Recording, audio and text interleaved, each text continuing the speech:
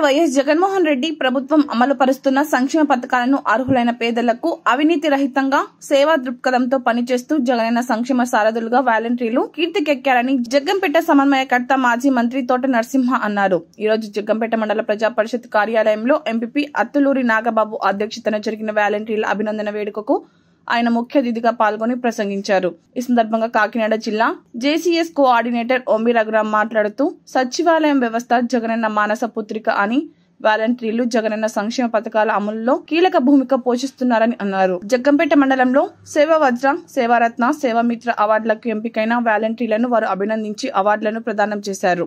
ఈ కార్యక్రమంలో ఎంపీడీఓ వసంతకుమార్, అత్తులూరి సాయిబాబా, సర్పంచ్ చల్లా సత్యబాబు, జగతం ఆనందరావు, రావుల గణేష్, రాజా, వాలంటీర్లు, సచివాలయం సిబ్బంది తదితరులు పాల్గొన్నారు.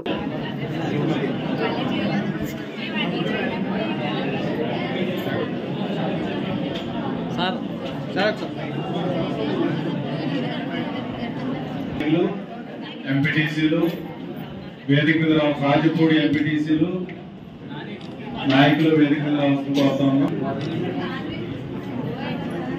వాలంటీర్లు నమస్కారం అండి. అలాగే తోట వాలంటీర్స్ శుభాకాంక్షలు. మాది రామారావు అండి.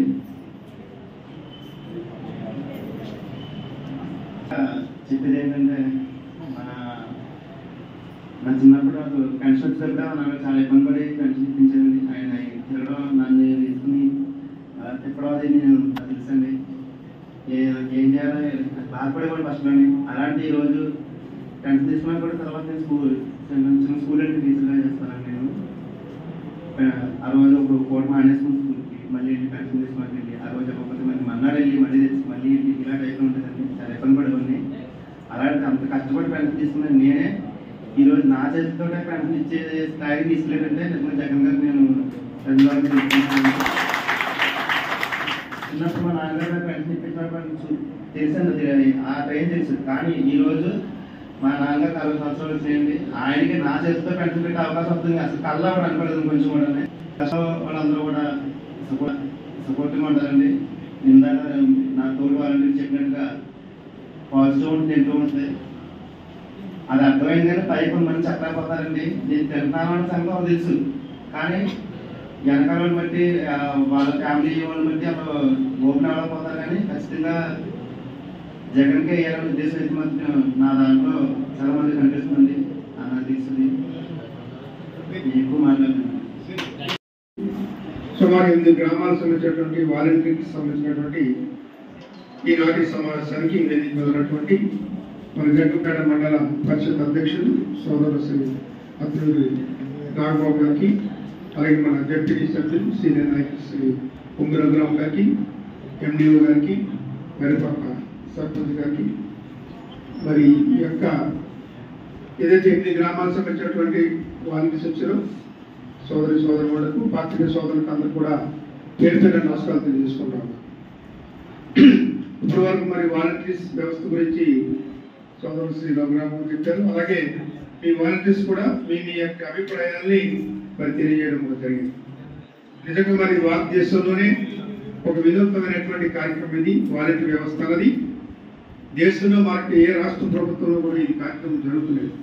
ఒక ఆంధ్రప్రదేశ్లోనే మన ముఖ్యమంత్రి శ్రీ వైఎస్ జగన్మోహన్ రెడ్డి గారు యొక్క ఆలోచన విధంగా వచ్చినటువంటిది ఈ వాలంటీర్ వ్యవస్థ అన్నది. ఎందువల్లంటే ఆయనకు వచ్చింది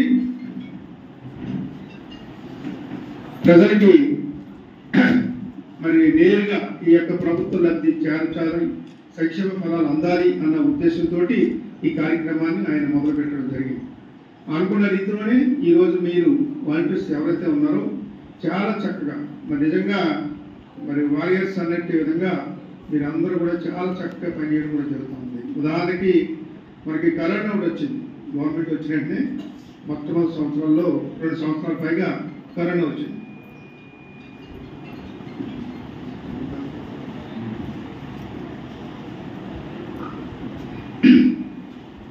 ఆ రకంగా మరి ఈ యొక్క వాలంటీర్స్ వ్యవస్థ రావడం జరిగింది. దానిలో భాగంగానే ఈరోజు మరి మీరు ఆ యొక్క కరోనా టైంలో మీ యొక్క సేవ నిజంగా ఎవరు కూడా చేయని విధంగా ఈవెన్ ఒక హాస్పిటల్లో ఉన్నటువంటి నర్సు కానీ డాక్టర్స్ కానీ వారితో పాటు సమానంగా ఈ యొక్క కరోనా టైంలో మీ అందరూ కూడా మరి ప్రజలకి చాలా దగ్గరుండి సేవ చేయడం జరిగింది. ఇచ్చేదంటే అప్పుడు కరోనా టైంలో ఇంట్లో వాళ్ళే దూరంగా ఉండే పరిస్థితి వచ్చింది, మనకు అంటుకుపోద్దాము అని. కానీ మీలో చాలామంది వాలంటీర్స్ ఆ సర్వీస్ని ఉపయోగించుకునే రీతిలో చక్కగా చేశారు.